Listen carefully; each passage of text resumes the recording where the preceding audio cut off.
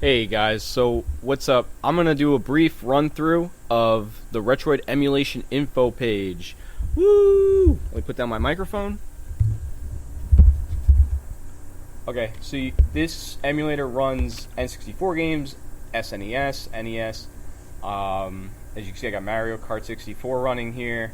There's two controllers. Um, Everything looks really good.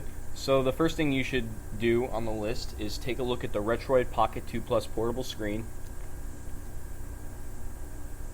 It's touch, and the joystick can move the selection screen around, and you can basically automate to all the buttons and for the game and to search apps on your Android Retroid device. Yeah, it does run Android. Things you should know is when you first install it, there's a setup, and you could read how to do that. Here's a link. Like if I were to go to Retroid, I would click this. Use my Internet Explorer here. Yeah. So it's it's $100. I like black. That's the one I have. They're different kinds. I'm just gonna breeze through this list real quick. There's a micro HDMI to HDMI cable. I have 25-foot long one. It does the trick, and I can play games like any distance from a screen or at any device. Even like my television is higher off the ground; it's very high. So 25-foot long does the trick. It is a portable 2 to 3 hour charge on a monitor. So as you can see in the picture, I do have a monitor here. It was very good for the price that it is. It's about $100 as well. 110, and then shipping, I believe. So basically, it's 13.3 inches wide, and that means like from this webcam to this part of the webcam, like that's 13.3 inches, and then on the bias, it's 14 inches. So when you buy the case for it, it gets a little tricky, and they don't have cases that are hard shelled, and we had to go on the internet. So I went down and I found a monitor that just fits 13.3 inches wide, 14 inches bias, on for the Trexonic monitor to fit into, and it's a good tight fit. I mean, you can't really zip it all the way. You can, but you don't. On mine, I leave it open a little bit, just on top where the handle is, and it does fit. And I just don't want to squeeze the whole thing necessarily, but it does fit small into a backpack, and it works. Here's a portable power station, and I don't have this yet, but it comes with a probably 8 hours of charge for the monitor. It's if you want the monitor to last long. Okay, and I also have a Bluetooth controller, and you can see in the picture here, it's this controller, and you should know that there's only one type of Bluetooth controller that will connect to Retroid or any Bluetooth. It's the XS series. So if you have the original Xbox One with those controllers, it may not work. Well, it will not work to Bluetooth, but it'll work on your Xbox, obviously.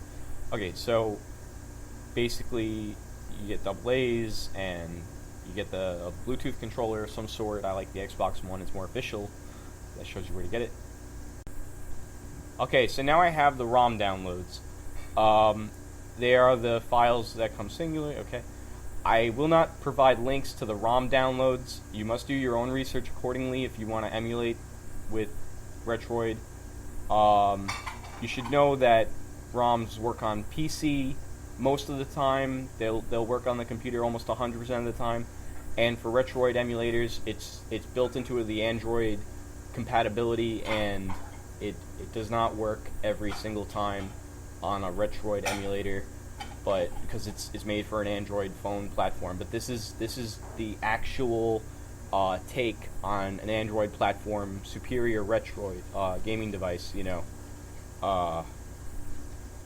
This is very portable, and it has a really good charge, like a cell phone. I just wanted to let you know this list real quick. I hope you enjoy your gaming experience. I will now show you what it is like to emulate with Retroid on my table over here. Thank you. Hey guys, what's up? So this is my Retroid emulation device, and I will show you how to hook it up to the Trexonic portable monitor. So the first thing I'm going to do is take my monitor here, and I'm going to open it. I'm going to take out the Trexonic monitor. As you can see, it has an adjustable stand on the back. I'm going to take this case, put it over here. I'm going to take my Trexonic monitor, set it up over here, turn it on. I'm going to get my 25-foot HDMI cable, and easy peasy, I'm going to plug in the HDMI. Now what I'm going to do is I'm going to get my Retroid. I'm going to turn it on. Before I plug in my HDMI, I'm going to go to the Retroid screen, drop down, turn on Bluetooth. I'm going to take my Bluetooth controller, my Xbox controller, I'm going to turn on the light. When the light is lit and steady, that means it's connected.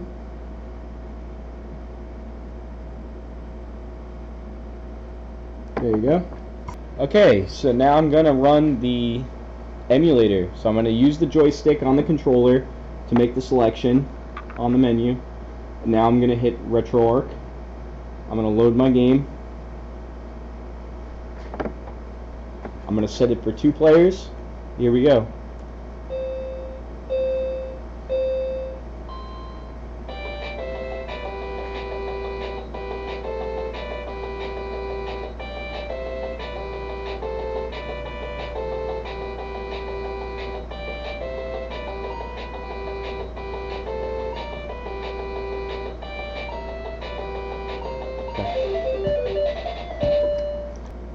Okay, now I'm going to be using my second player controller.